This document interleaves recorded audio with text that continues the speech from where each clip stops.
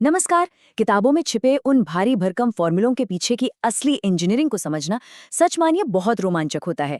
आज के इस एक्सप्लेनर में हम मैन्युफैक्चरिंग और प्रोडक्शन इंजीनियरिंग के उन्हीं जटिल नोट्स को डिकोड करने वाले हैं और उन्हें बिल्कुल साफ व्यवहारिक कॉन्सेप्ट्स में बदलेंगे जिन्हें असल दुनिया में इस्तेमाल किया जाता है। तो चलिए बिना किसी देरी के शुरू करते हैं।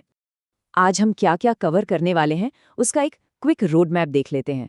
हम शुरुआत करेंगे मेटल कटिंग के बेसिक्स से, फिर समझेंगे मर्चेंट सर्कल और टूल इकोनॉमिक्स को, और आखिर में कास्टिंग और मेटल फॉर्मिंग पर जाकर अपनी चर्चा पूरी करेंगे। यानी मेटल के कच्चे रूप से लेकर फाइनल शेप तक का पूरा सफर। तो सबसे पहले बात करते हैं मेटल कटिंग के मूल सिद्धांतों की और समझते हैं कि कट की एक्चुअल बनावट या एनाटॉमी कैसी होती है। देखिए, मैन्युफैक्चरिंग से जुड़ा सारा का सारा गणित असल में एक बहुत ही बेसिक कट की ज्योमेट्री से शुरू होता है। यहाँ बिना कटी हुई और कट चुकी सतह के बीच का फर्क बिल्कुल साफ है। कटिंग टूल का जो वेज एंगल होता है ना, वो सचमुच धातु को फिजिकली काटता है या कहें तो शेयर करता है, और इसमें रैक और फ्लैंक जैसे एंगल्स ही तय करते हैं कि कटाई किस दिशा में और कितनी सफाई से होगी। अब यहाँ तकनीकी रूप से एक बहुत ही जरूरी अंतर समझना होगा, ऑर्थोगोनल और ऑब्लीक कटिंग के बीच का अंतर। ऑर्थोगोनल मशीनिंग में कटिंग टूल का जो झुकाव है, जिसे हम इंक्लिनेशन एंगल कहते हैं, वो एकदम शून्य यानी 0 पर सेट होता है, और ये 0 एंगल ही हमें हमारा बेसलाइन 2D मॉडल देता है। इसी बेसलाइन पर आगे की सारी जटिल कैलकुलेशंस टिकी होती हैं। कटिंग के बेसिक्स के बाद चलिए मर्चेंट सर्कल डायग्राम की ओर बढ़ते हैं, जहां हम इन कटिंग फोर्सेस यानी बलों की मैपिंग को समझेंगे। असल में किसी भी कट को पूरी तरह से कंट्रोल करने के लिए हमें टूल पर लगने वाले हर एक अदृश्य बल को मैप करना पड़ता है। इस मर्चेंट सर्कल डायग्राम की सबसे खूबसूरत बात यही है कि ये घर्षण, शियर और थ्रस्ट जैसे अलग अलग बलों को कितनी आसानी से एक ही ज्यामितीय गोले के अंदर पिरो देता है। ये सच में एक मास्टरपीस है। यहाँ जो वेरिएबल्स आप देख रहे हैं, उन्हें आप मशीनिंग फोर्सेस की एक चीट शीट मान सकते हैं। कटिंग फोर्स से लेकर फ्रिक्शन तक ये सब आपस में बहुत गहराई से जुड़े हैं। इन्हीं इक्वेशंस का इस्तेमाल करके इंजीनियर ये पता लगाते हैं कि मशीनिंग के दौरान टूल और मेटल पर असल में कितना स्ट्रेस पड़ने वाला है। अब सवाल ये है कि ये सोर्सेज इतने मायने क्यों रखते हैं? इसका सीधा सा जवाब है पैसा। चलिए टूल लाइफ और मशीनिंग की लागत को समझते हैं। रियल वर्ल्ड में जब दबाव के कारण कटिंग टूल्स टूटते हैं तो उन्हें बार बार बदलने में फैक्ट्रियों के लाखों रुपए खर्च हो जाते हैं, और यहीं पर एंट्री होती है टेलर के टूल लाइफ समीकरण की। अलजीब्रा का ये छोटा सा लेकिन शानदार फॉर्मूला सटीक भविष्यवाणी कर सकता है कि एक खास स्पीड पर कोई टूल आखिर कितनी देर तक टिकेगा। ये मशीनिंग ऑपरेशंस के लिए किसी जादुई छड़ी से कम नहीं है। और ये ग्राफ इस पूरी बात को एकदम स्पष्ट कर देता है।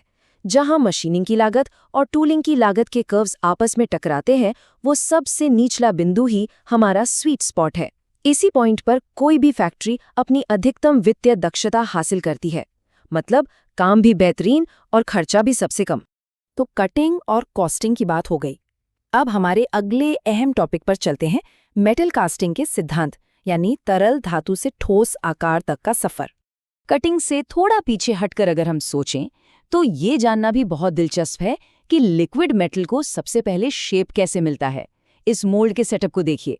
तरल धातु स्प्रू नाम के इस रास्ते से नीचे जाकर साँचे को भरती है, और वहीं जो राइजर है ना, वो ये पक्का करता है कि जब धातु ठंडी होकर सिकुड़े तो अंदर कोई खाली जगह या गड्ढा न बन जाए।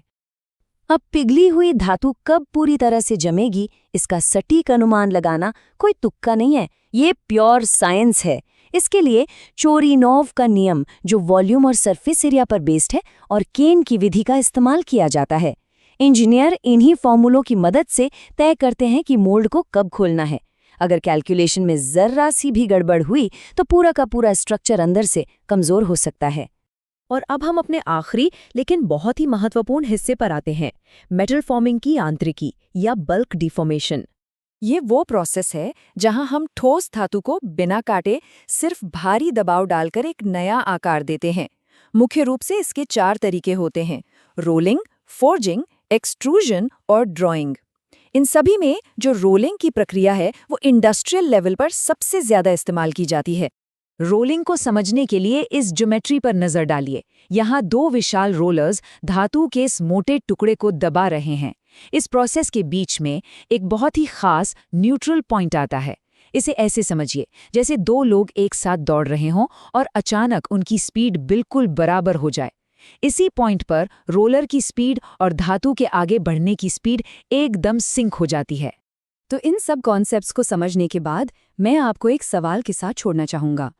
क्या इन विशिष्ट समीकरणों में से किसी एक भी वेरिएबल को ऑप्टिमाइज करने से आज की मॉडर्न असेंबली लाइन की एफिशिएंसी में कोई बड़ी क्रांति लाई जा सकती है?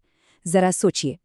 असल में इन कैलकुलेशंस में महारत हासिल करना ही असली इंजीनियरिंग इनोवेशन की चाबी है। इस एक्सप्लेनर में हमारे साथ जुड़ने के लिए आपका बहुत बहुत शुक्रिया।